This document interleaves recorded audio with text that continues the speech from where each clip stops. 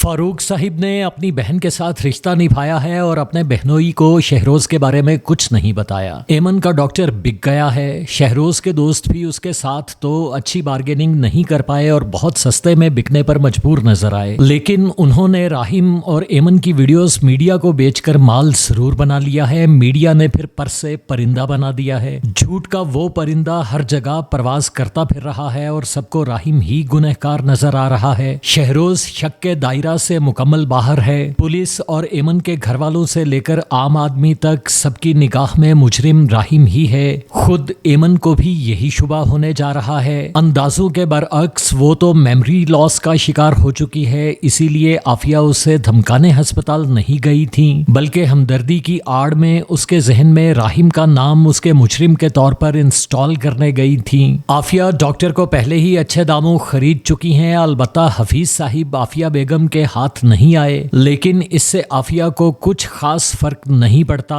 एमन के घर वाले अगर केस कर देंगे तो भी शहरोज का तो बाल भी बिका ना होगा। जेल की सुलाखें तो राहिम के हिस्से में आएंगी। ऐसे में अली नवाज और आफिया की बदनामी जरूर होगी, जिससे बचने की खातिर ही वो हफीज साहिब को खरीदने चली आई, वरना उन्हें राहिम से अब कोई खास हमदर्दी नहीं। अब तो वो उसे खुलकर ले पालक और गैर कहने लगी हैं। राहिम की दुनिया एक बार तो उजड़ चुकी है। अब कुछ भी हो जाए, मगर वो जिंदगी भर जिन्हें अपने माँ बाप कहता और समझता रहा, उन पर वैसा भरोसा वो कभी नहीं कर पाएगा। शहरोज को वो अपना भाई दिल से कभी नहीं मान पाएगा। रिश्तों जैसी अनमोल नेमत से दामन तो राहिम का खाली हो गया है। राहिम कहीं का नहीं रहा। माहीन भी तो उसे ठुकरा चुकी है। राहिम जमाने की ठोकरों में आया पत्थर बन चुका है। राहिम ने कैमरे बंद करवा के शहरोज और अपनी फैमिली के साथ भलाई की, मगर वो अच्छाई उसी के गले इतनी बुरी तरह पड़ चुकी है कि अब वो चीख चीख कर भी अपनी बेगुनाही साबित करना चाहे तो सुनेगा कोई नहीं, शायद एमन भी नहीं। वो भी गालिबन कुछ देर तो राहिम ही को अपना मुजरिम समझती जाएगी।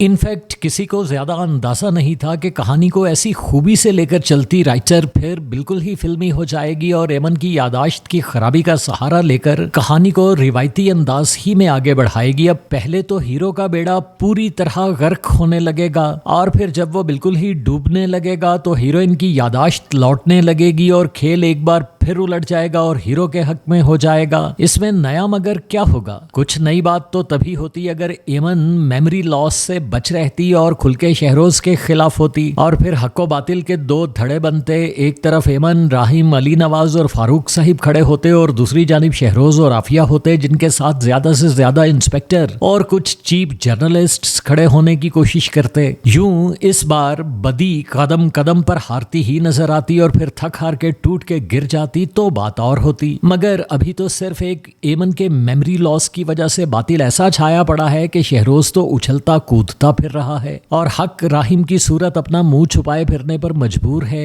एनी हाउ, ड्रामा की ये एपिसोड ना सिर्फ खुद फीकी रही है, बल्कि बजाहिर तो कहानी के बी क्लास फिल्मी होने की पेशगोई भी कर रही है। काश ये प्रिडिक्शन गलत साबित हो और स्टोरी में कोई ऐसा ट्विस्ट जल्द ही आए कि ड्रामा में फिर वही जान आ जाए। एनीवे, देखते हैं आगे आगे होता है क्या।